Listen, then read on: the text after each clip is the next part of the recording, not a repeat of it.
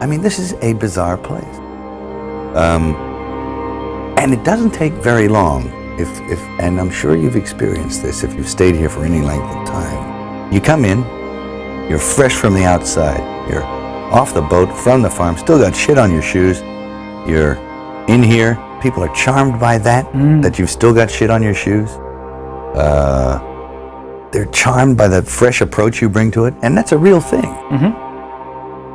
But they're also stroking the shit out of you, you know, licking you all over. And that's kind of good for you too. It's great. But it doesn't take very long before you realize, or before it gets to you. It's cascading on you all the time. You can't get away from certain attitudes, from certain modes of behavior that this town and the industry dictate. And no matter how strong you are, when you come in off the farm with those convictions and a certain line of attack, no matter how strong you are going to be affected by this place. You find out what they want, what their weakness is, and you give it to them. If they want money, you give them money. If they want sex, you arrange for that. If they want drugs, you arrange for that. Whatever it is they want, their weakness is, you feed them. And then you tell them, okay, I'm doing all this for you and I just need these little favors. And you corrupt them. And you corrupt them until you can control them. And of course, you know what they're doing, so you can always blackmail them if they try to get out of line. But basically what controls them is the knowledge that if they don't go along with you, then they lose out on all these things they like. You know, if they play ball with you, then they become rich, they become famous, they have all of their desires sated, they get everything that they want, but in a mental state which is increasingly depraved and subject to manipulation. The social contract? Yeah. I think I do. Yeah. What is it for you? The social contract. You can't get mad. You can't get mad. You can't let it get you, because you have to make a deal with everyone else, and it's almost unspoken that you are going to be fucked over at some point by people who you may have done something nice for. Some of you may not have realized that I'm not part of the club. You're not part of the club either. And what I realized with the club is what makes them so mad is when you don't want to be a part of their club. That pisses them off. I'm talking about the club of gatekeepers that we all got to deal with. People, and you'll know within 15 minutes. If this is a person you want to work with. Yeah. Christopher Walken, first time I ever did a casting session in America.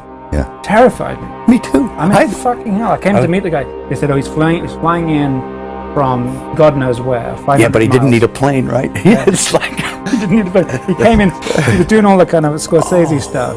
And I said, have you had a chance to read the script? And he looked at me and he said, did you like my face? And I went, yes. And he said, but that's fucking great, because if you don't, get De Niro. Fuck you, I'm out of here. And stood up and walked out. And everyone said, well, that I think was quite a good meeting. No, he came to see me on a rooftop in New York. I said, hey, can I talk to you? And he said, sure. He floated in, sideways, through a crowd of people. He was wearing black. And it was like one of those old vampire movies where they don't walk, but they glide. And he was a dancer, you know, so he has he's very, graceful. Yeah. And he moved sideways and he just sat down in a chair next to me. And it kind of frightened me. And he's a very smart guy. And we started talking, and I didn't, say much of anything about reading the script, nothing. I just started talking about the Middle Ages. And he began to talk tortures. And we swapped tortures, because I'd read this book on torture. And I tried to recall some of the most heinous things I'd ever read in this book. And he was like, oh, and he'd try and top it. And my assistant was there, and he left because he couldn't stand it anymore. Yeah. The air had turned cold. And then he left, and I wanted to leave. And because I knew that I didn't want to work with him. Yeah. And he was getting scary. Yeah.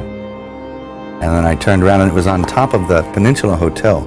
I turned around to avoid his steady gaze at one point. Yeah. And I was looking at a building with the top of the sixes on it. So there was a huge illuminated triple six in red. Yeah. And I went from that to that to that, and he started smiling.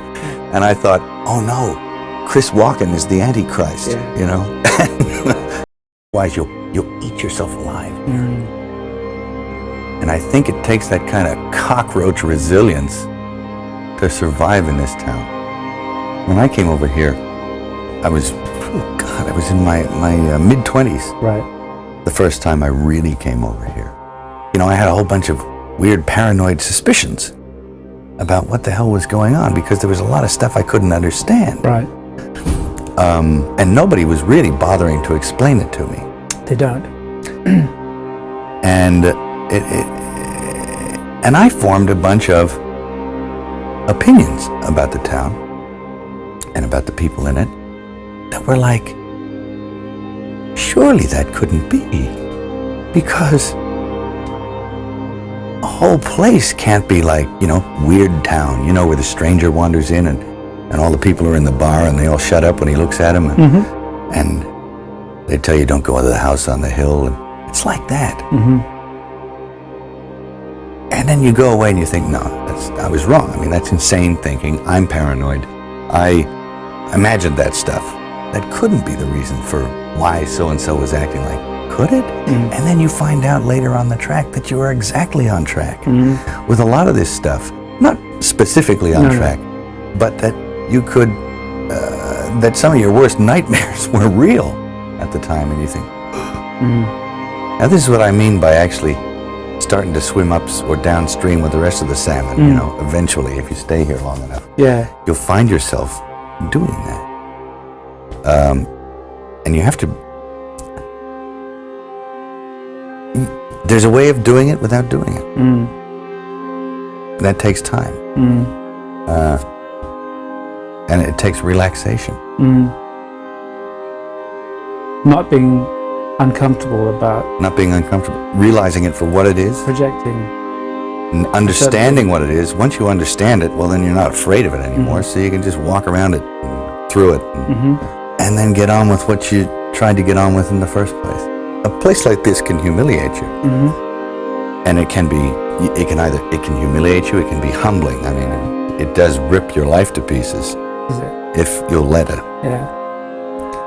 And it's always pounding at the walls. It's Yeah. like these little guys, these little heathens with no soul downstairs with horns on their head with a battering ram trying